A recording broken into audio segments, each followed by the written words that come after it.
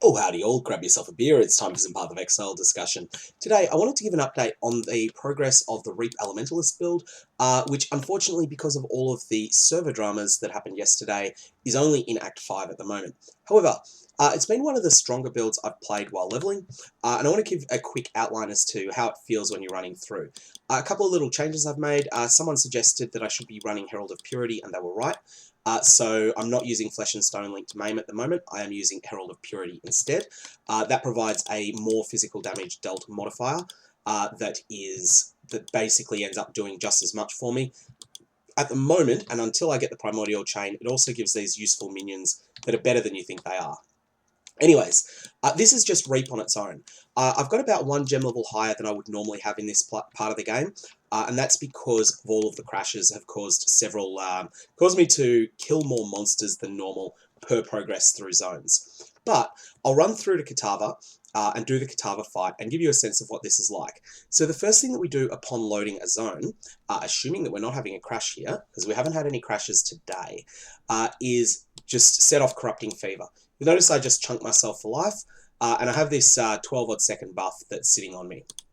Whenever I spend life to pay us for a spell, the duration of that buff is replenished. So that provides additional damage for when it's really needed on super heavy targets.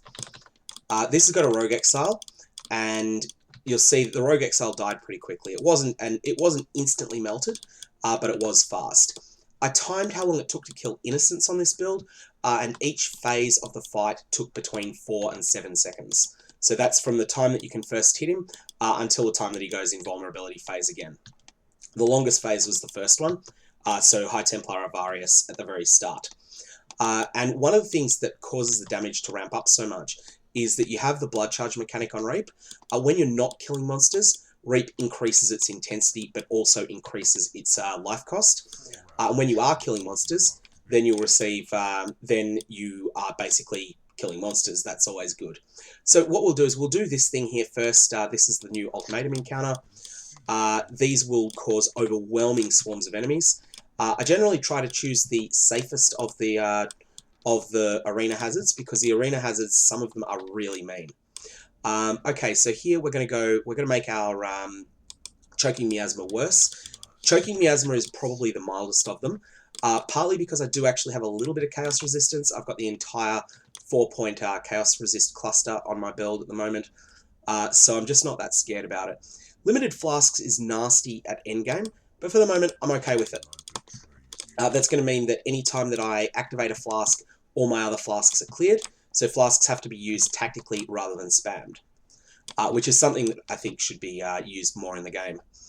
Buffs expire faster is actually pretty sadistic and mean, but I'm going to go with it just to see how it feels. I've never run that encounter mod before, and you'll see that I'm starting to have a lot more trouble here with the fight. So I'm just trying to get around here. What have I got here? I got some alterations. Let's try this one as well. Choking Miasma 3 is okay. This gets quite a bit scarier at rank 3, but it's still manageable. So I can't just stand my ground against these fights, but that's normal for during the acts for these sorts of encounters. Okay, so that's successfully completed that encounter, and we'll pick up all of the loot from it. And that was the end of that encounter, so it was only a 5 ranker. I've generally not been doing these as I've been leveling, but I thought, why not do one while I'm just doing a quick showcase of how the build feels. Kitava should be a cakewalk in comparison, although, of course, mistakes happen.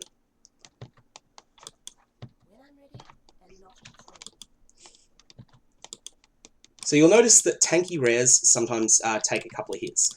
The worst thing about Reap is that the area that it targets is not quite like if you target just past an enemy, you tend to miss that enemy if they're moving towards you.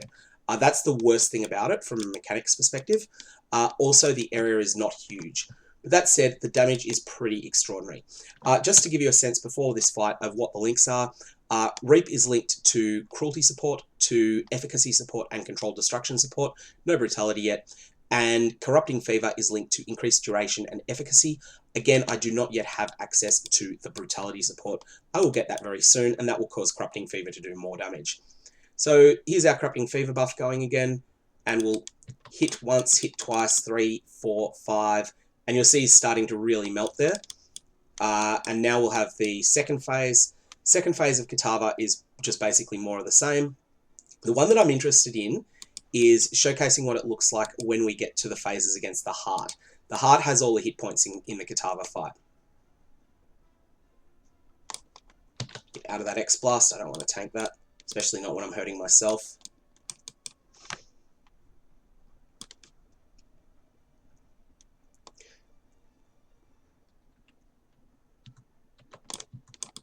So it took 10 hits to kill that thing. Our cast rate on Reap is 660 milliseconds. So that's a 6.6 second Kitava Heart, which I've got to say, I'm happy with that timing. I can't complain at all about 6.6 seconds, even though I'm a little bit over level for this encounter.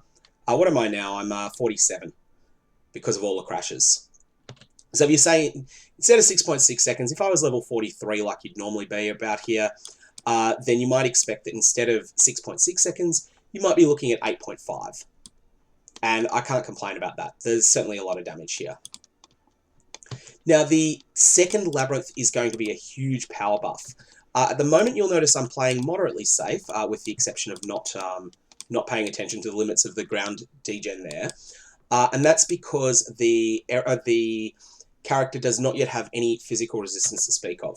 So if we look at our defenses, you'll see that I've got 75, 75, 75, 20, but I have actually no physical resistance, and that's something that I need to increase. Where I will be doing that is through casting Chaos Golem, which will be the 4th golem I unlock, but I can't use 4 golems yet.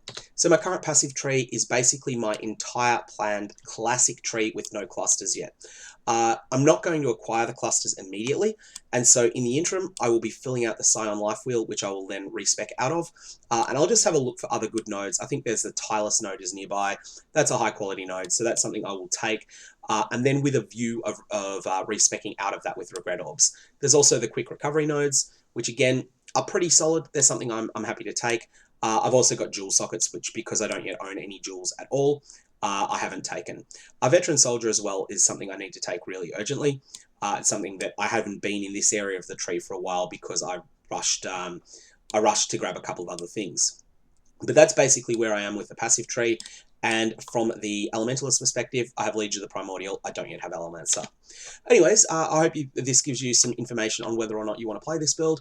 I will continue to do this sort of update once I reach endgame, and hopefully I will reach that today. So hopefully I'll hit at least red maps today and give you a bit of a sense as to how this build feels when you're fighting, say, a tier 12 map boss with dumpster tier gear. If you got any comments or questions, fire away below. Otherwise, I'm going to leave it there. I hope you have a good one.